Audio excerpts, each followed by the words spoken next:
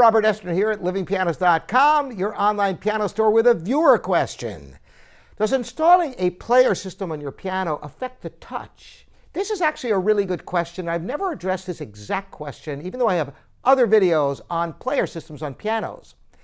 Well, first some historical context. Going back to the early 20th century when player pianos were really popular, pianos had different accommodations for them. As a matter of fact, many of them had shorter keys, and they weren't exactly the same type of touch on many of the player pianos.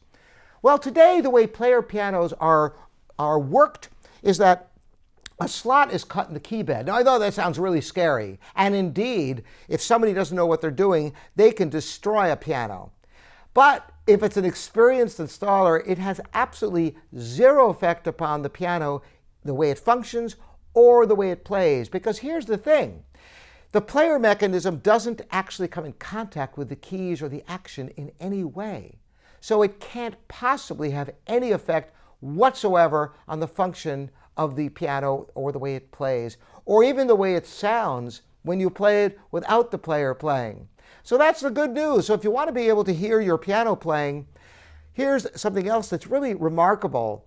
There's a tremendous library of the original player pianos, the expressive players from over 100 years ago, the great pianists, some of whom made piano rolls even before audio recording was developed. Like, did you know there's Debussy? There are some horrifically sounding piano recordings made on 78 RPM records of Debussy.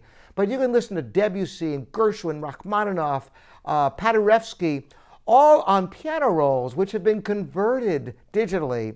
So it seems amazing that you can pick up your iPad or your smartphone and listen to Rachmaninoff play on your piano, his performance. But this is all possible with player technology.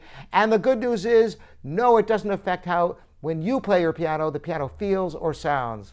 Thanks for the great questions again. Robert Estrin here at livingpianos.com.